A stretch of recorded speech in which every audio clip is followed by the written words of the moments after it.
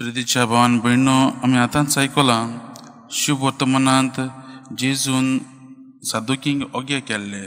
सादुकींक न्हू तांकां पुनर्जिवनपणां ते मानिनासले आनी देखून ते जेजूक प्रश्न करताले म्हूण पुनर्जिवनपण आसा की ना ह्या प्रश्नाक जेजून निट्टो जबाब दिवन तांकां ओगे केल्ले.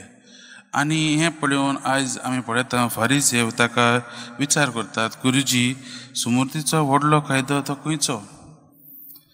आनी होच विचार मोगाच्या भावान भयणो आमी मार्कूच्या शुभ वर्तमानांत पळयता.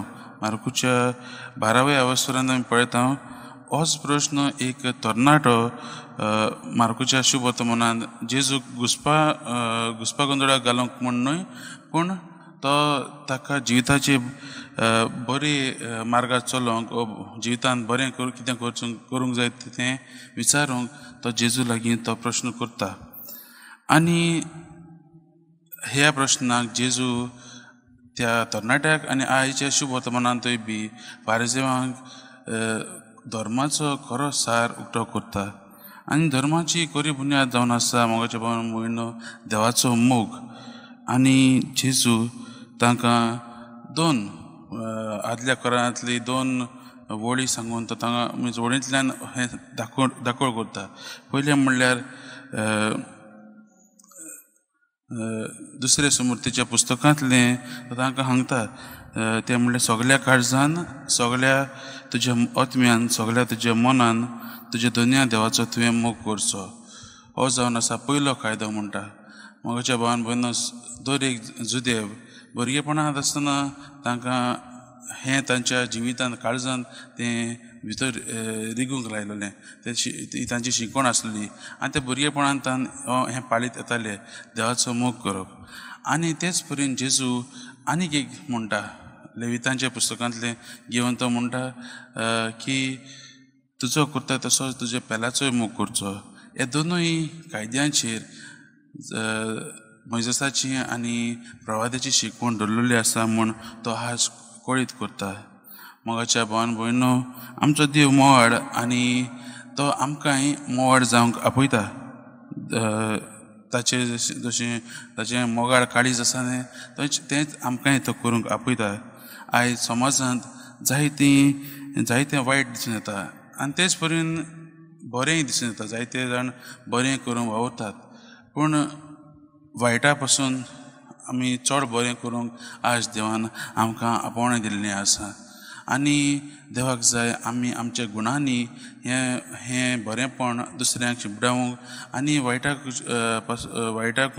चड बरेंपण ह्या संवसारांत हाडूंक ताका जाय. आनी ताणें आमकां एक जबाबदारी दिल्ली आसा. आमी हो प्रश्न करुया आमच्या जिवितांतल्यान मोगाळ मनशां जावन आमी हे देवाची जबाबदारी आमी घेवंक तयार आसा काय हें आमी प्रश्न करुया. मोगाच्या भावान भयणो देवान आमकां मोग करून शिकयल्यान ताणें आमकां मोग दाखयला आनी आमकां मोग करून शिकयल्या आनी आमी मोग दाखोवंक संदी सोदूंक पयस वचचें न्हू. आमी आमच्या जिवितांतल्यान आमच्या गुणांनी एक मनशाळ काळजाची मनशां जावन आमी दुसऱ्यांक आमचो मोग दाखोवंक आमकां संदी मेळटा. आमी ती करूंक गरजेची. आयज ह्या वचपाचें नियाळ करता आसतना आमी हेच प्रश्न मतींत धरुया. जिविताच्या अनुभवांत मोगाच्या भावान भयणो आमी आयकलां आसतलें मनशांत पासून मोग आनी हुस्को दाखोवंक फाटीं सरना. पूण आमी आतां पळयत जाल्यार आमी आमच्याच जिवितांत पळयत जाल्यार आमच्या गोंयच्या मदें, आमच्या शेजाऱ्यां मदें, आमच्या इश्टां मदें आमी जायतें दुस्मानकाय जाल्ली आसा. भोगसणें घेवंक आनी भोगसणें दिवंक आमच्यांनी जायना. आमी होच प्रश्न करुया, हें करुनूय आमी कित्याक करूंक जायना काय? दुसरें म्हणल्यार आमचें देवास्पण वाडत वता. ह्या दिसांनी आमी ह्या काळार पळयत जाल्यार आमी आमच्या घरांनी मागणें करतात, आमी पवित्र पुस्तक वाचतात, मिसाक वतात. हें करुनूय आमचो मोग देवाचेर आनी पेल्याचेर वाडटा काय होच प्रश्न आमी करुया. आनी तिसरें म्हणल्यार ह्या आधुनीक काळार संवसारांत आमची उदरगत जावचे खातीर जायतीं वेगळोचार, राग, एकामेका लागीं जोगणी असलें जायतें चलता. हें करुनूय आमी आमच्या जिवितांत